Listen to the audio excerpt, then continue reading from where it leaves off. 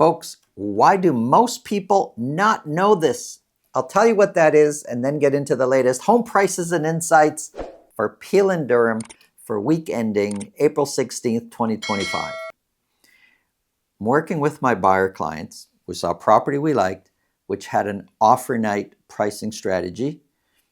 My clients liked it enough that they were prepared to compete on offer night. So on offer night, we submitted our offer and we had conditions. We had a financing condition and a home inspection condition. And we were competing with other offers, and turns out the one we lost to, there was 5 offers in total. We were right at the top with price, but the one we lost out to had conditions at first. I was told this later on, had conditions, but then at the end removed all their conditions. So they accepted a firm offer with no conditions over our offer. Fine. These things happen. The next day we moved on. In fact, we ended up buying it right away that same day, put an offer on another property and got our offer accepted with conditions. But that night, so this is the next night after losing out to the firm offer, the listing agent calls me and says, Santo, are your clients still interested in this property? Now, this is the one we lost out on, and they had a firm agreement in place. I said, well, what happened? You told us you went with the other offer.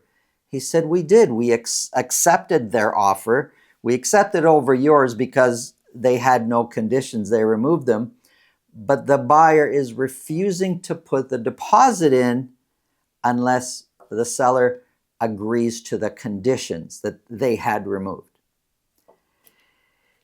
Right there, that scenario is the biggest misconception, or the biggest thing that happens in real estate that people get wrong.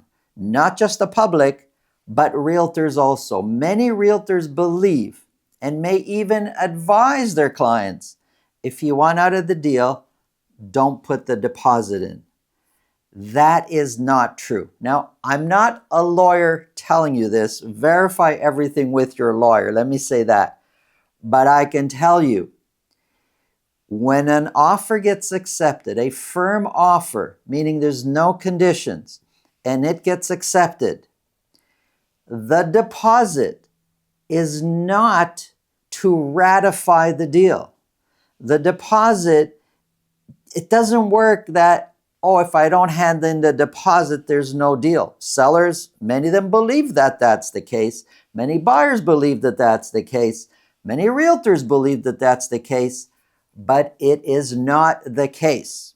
Once a firm offer is accepted, not handing in the deposit within the 24 hours allotted for the deposit to be delivered, the buyer's in breach. The seller could, and the seller is well within their right to sue the buyer, to either complete the contract, or if the seller turns around and sells the property lower, cheaper to somebody else, can sue that buyer for damages. That's not what always happens. What more often happens is parties get mad at each other and the seller's thinking, well, what can I do? They didn't put in a deposit, and they issue a mutual release because the seller quickly wants to get back on the market and sell to somebody else. And the buyer is off the hook because of the mutual release that gets signed. But the mutual release does not need to be part of this. The seller is in their right to go after the buyer. The buyer is in breach. The deposit is the first thing that the buyer has agreed to do in that agreement that they accepted. And many agents will say, hey, you want out of the deal? Don't pay the deposit. That's bad advice and can get the buyer in a lot of trouble if they come across the seller that says, I'm going to sue you for this. It's not a road you want to go down. So be careful. This is the biggest misconception. If the deposit doesn't get paid, no deal. That's not true. I repeat, As soon as you sign a firm agreement, it's accepted, you have a deal. The deposit is the first thing you're supposed to do. If you don't do it, the buyer, you're in the wrong, you're in breach, you're breaking the agreement. I hope this is clear because lots of people get this wrong, including realtors. The deposit is not a condition of the deal. It's the first thing you're supposed to do. If you think this video can help somebody you know, please pass it along. If you get value from what we're talking about, subscribe. If you want to speak with me about your real estate situation, selling, buying, it's really simple. Below this video, in the description, there's a link to my calendar. Click on that or go directly to tsre.ca. That'll also take you to my calendar. Pick a date and time that suits you, and we'll talk about whatever's on your mind. Now, let's get into the numbers.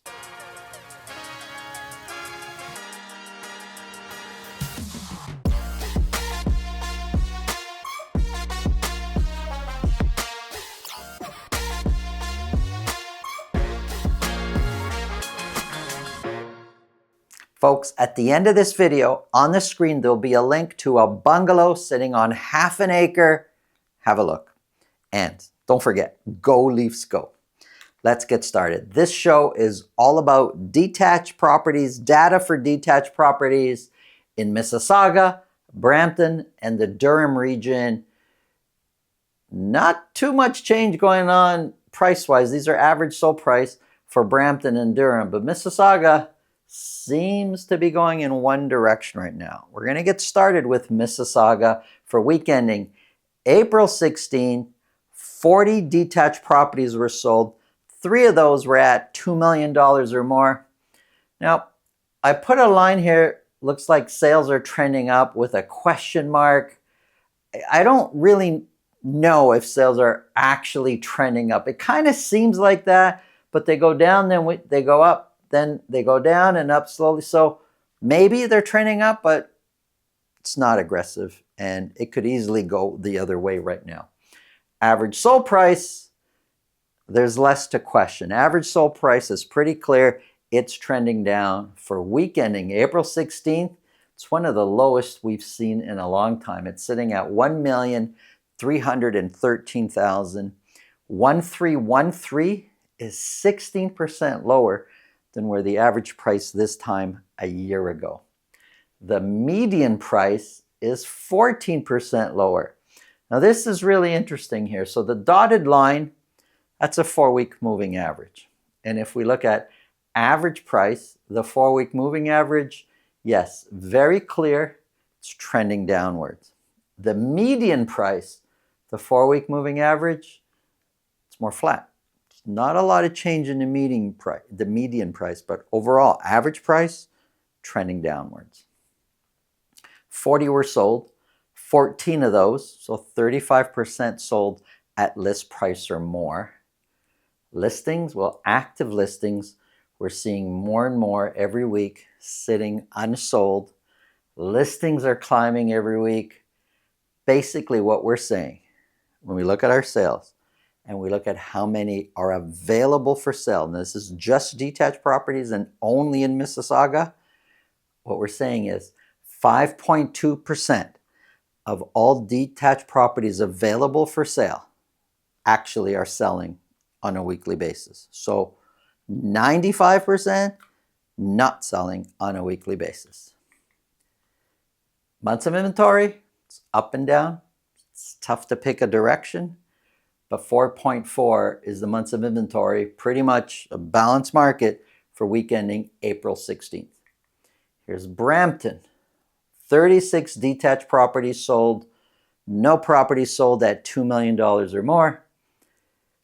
Which way are sales going? They're not. They're just up and down each week.